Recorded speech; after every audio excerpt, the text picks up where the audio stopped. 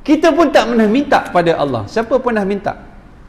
Dan orang yang miskin, yang mana hidup melarat, dia juga tak pernah minta pada Allah untuk hidup miskin. Kita yang sempurna, ada kaki, ada mata, ada tangan, tak pernah minta pada Allah untuk sempurna. Sebagaimana orang yang cacat, tak ada kaki, tak ada mata, tak boleh melihat, tak boleh mendengar, tangannya tak cukup, mereka juga tidak pernah meminta untuk dilahirkan demikian.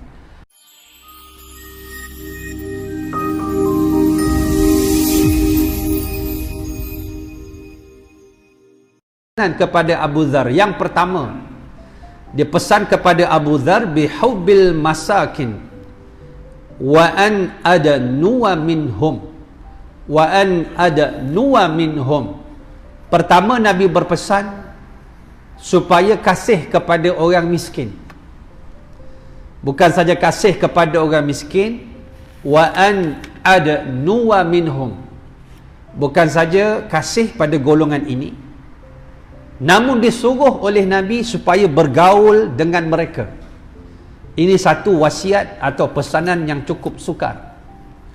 Kita ni melihat orang susah, kita memandang enteng terhadapnya. Sedangkan golongan ini golongan yang dimuliakan oleh Allah Subhanahu wa taala. Di dalam sepotong hadis yang lain Nabi menyebut, innama yansurullahu hazil ummah bidha'ifiha bida'watihim wassalatihim wa ikhlasihim.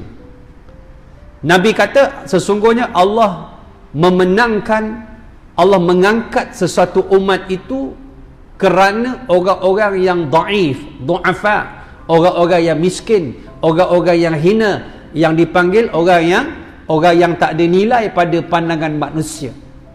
Kenapa? Kerana orang ini dia sangat ikhlas dalam doanya, dalam solatnya, dalam ikhlasnya, sehingga golongan ini golongan yang disebut jenis miskin yang macam mana?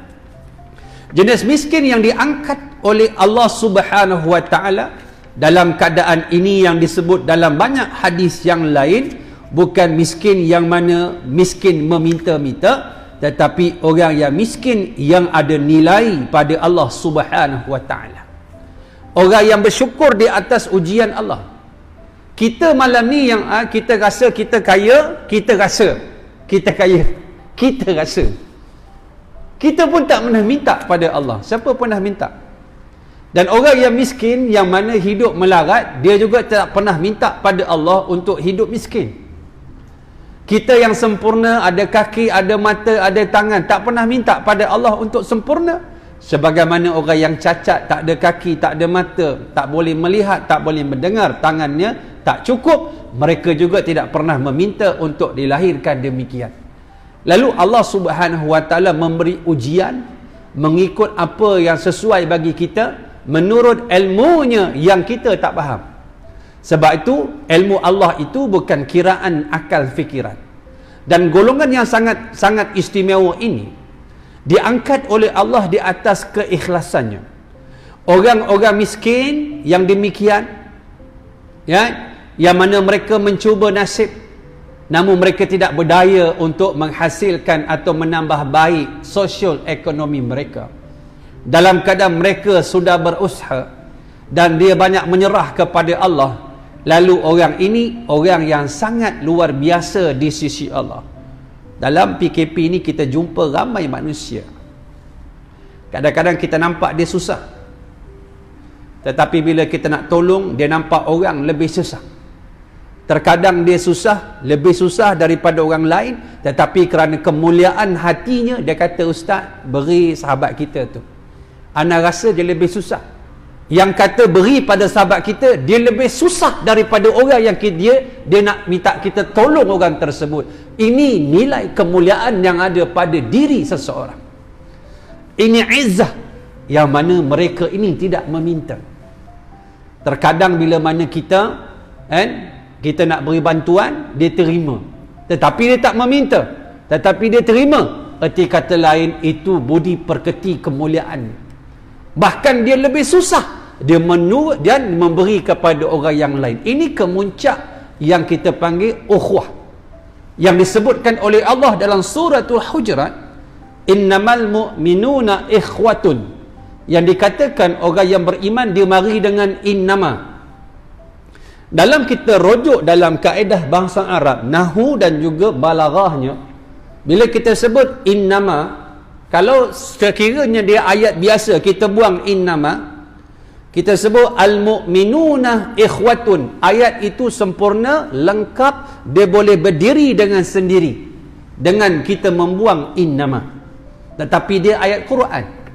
Innama ni, innama kita jumpa dalam hadis, innamal a'malu binniyat.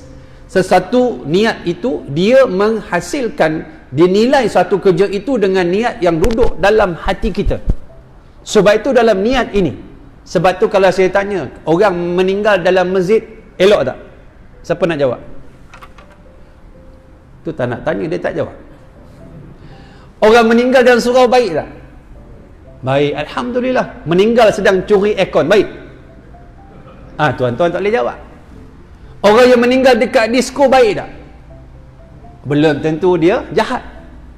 Dia pergi buat al-amru bil ma'ruf, dia mencegah kemungkaran, dia menghalang adik dia minum arak, tiba-tiba dia ambil botol arak, dia nak pecahkan, Allah cabut nyawanya ketika sedang mencegah kemungkaran. Satu meninggal kat masjid sedang mencuri aircon, satu lagi dia meninggal di disko dalam keadaan sedang mencegah kemungkaran. Tempat zahirnya nampak baik dan buruk, dalam keadaan niatnya itu dinilai oleh Allah Subhanahu wa ta'ala.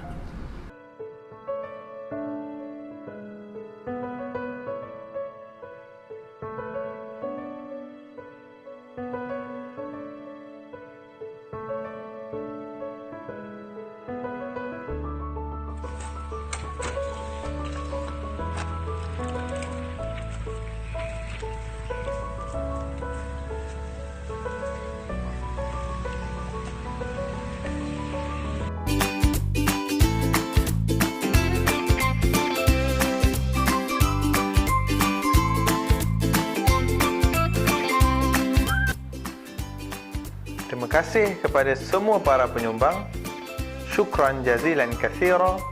Jazakallahu khairal jaza. Minumlah Tanwir Koko, terbaik.